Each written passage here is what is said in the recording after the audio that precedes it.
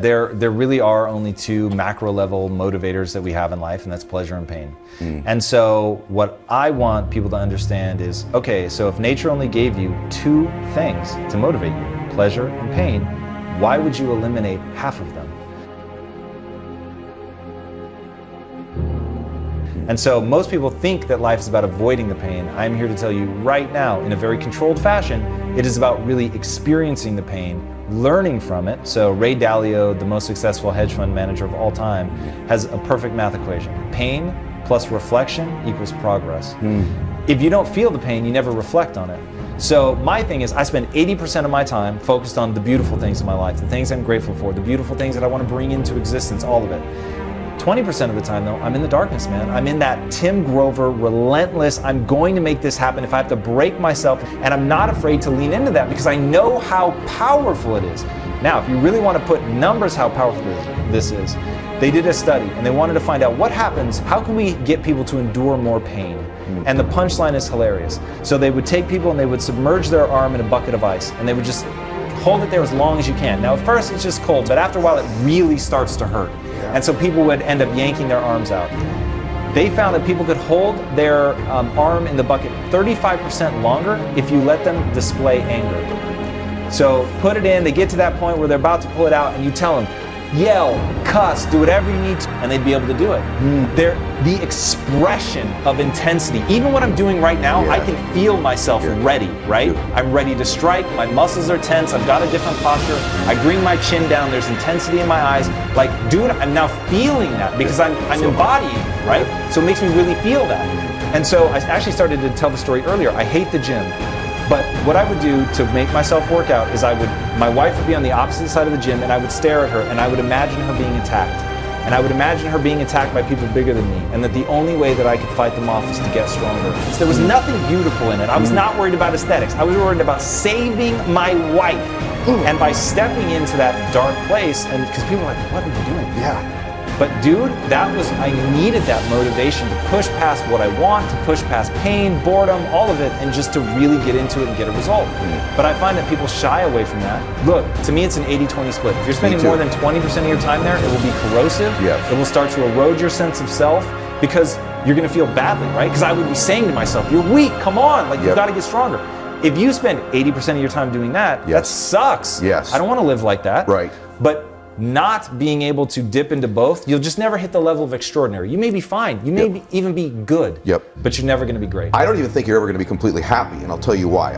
This is gonna be something that people will snip this part because you have to dip into that dark place. And here's the other reason you have to do it. You and I both know people who used to do it who no longer do. Friends of us who have sold a company and didn't go to the next level and found the next thing. What happens is if you spend all your time in the pleasure place, thinking about it and only experiencing it, you become dull to it. It's the contrasts in life that give you all the juice, that give you all the passion. So letting yourself go feel pain and discomfort in the dark place makes the light place, the pleasure place, so much more ecstasy, power, passion when you go back to that state because of the contrast. If you're constantly sitting in just warm water all the time, it just sort of eventually wrinkles you up. You gotta have contrast in your life. And so it's not just a place where it's a catalyst for change, it's a catalyst for happiness, ironically, is going to the dark place.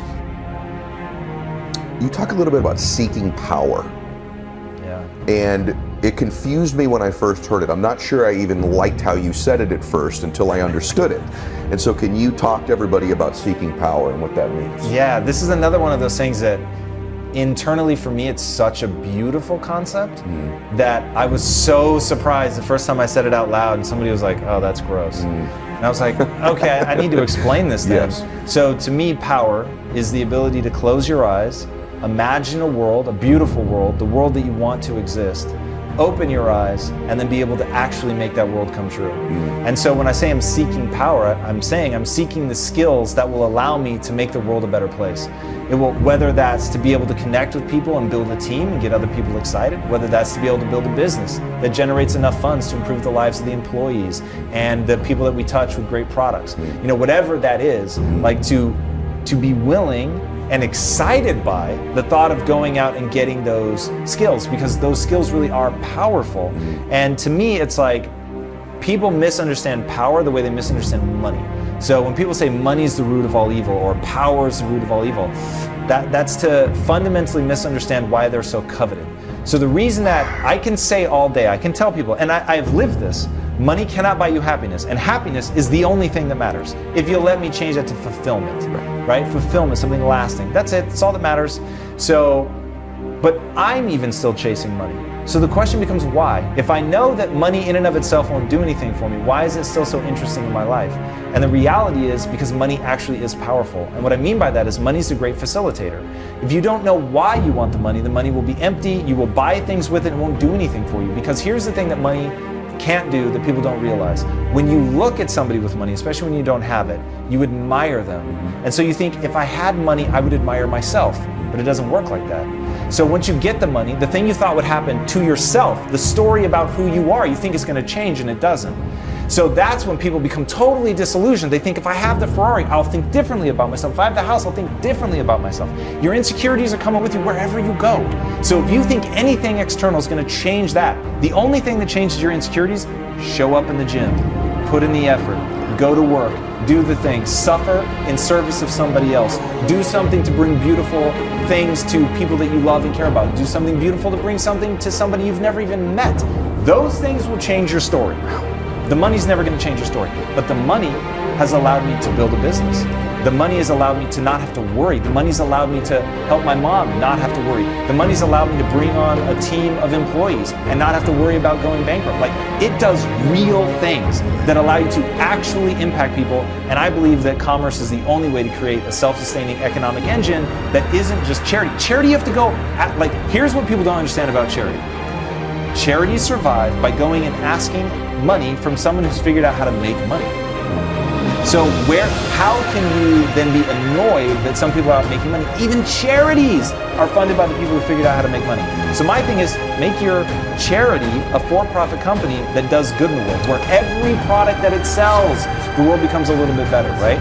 They want to know who you are as a human being, and whether or not your product's going to add value. If they don't like what you're about as a person, your mission, your why, they're just not going to get into it. They're going to go to the next person who has a similar product and a better why. Oh my gosh. So that becomes the thing. So money is powerful. Power is effective. It's the same thing. Once you understand my definition, power isn't to lord over somebody. Power is to close your eyes, imagine a world, and make it come true.